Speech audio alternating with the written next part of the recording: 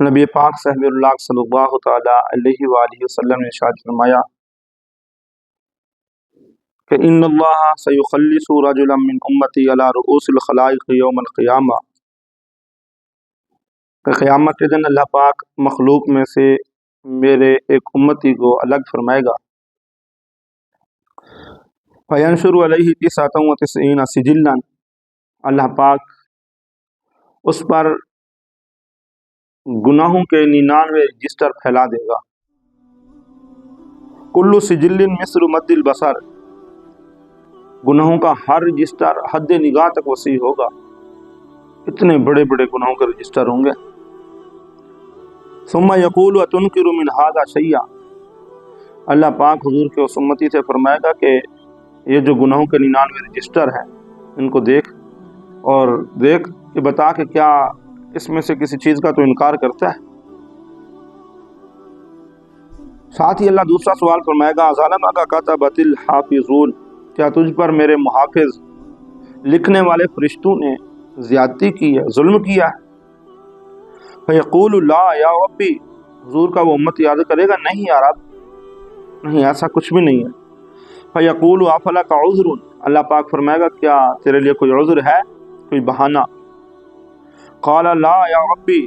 حضور کا وہ امت یاد کرے گا اے رب میرے نہیں، کوئی عذر بھی نہیں ہے۔ فیقول بلا، رب تبارک و تعالیٰ ارشاد فرمائے گا کیوں نہیں، ایک ایسی چیز ہے ہمارے پاس کہ آج تیرے عذر کے قائم مقام ہوگی۔ پھر خود ہی رب ارشاد فرمائے گا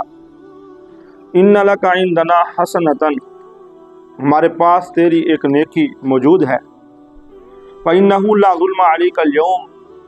آج تجھ پر کسی قسم کا کوئی ظلم نہ ہوگا۔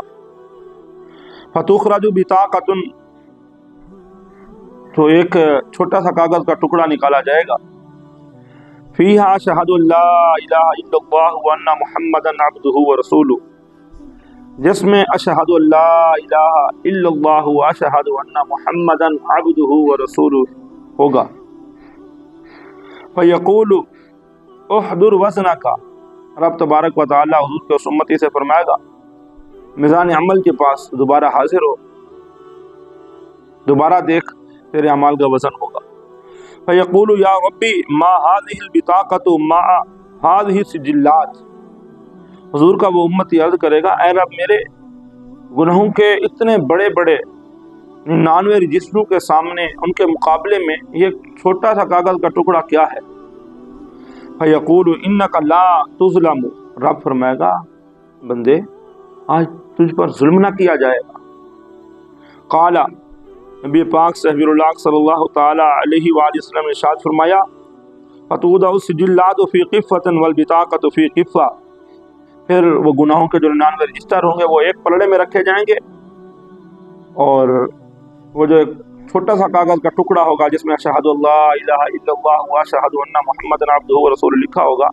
وہ دوسرے پلڑے میں رکھا جائے گا۔ فتاشت السجلات وثقلت البطاقہ، تو دیکھتے ہی دیکھتے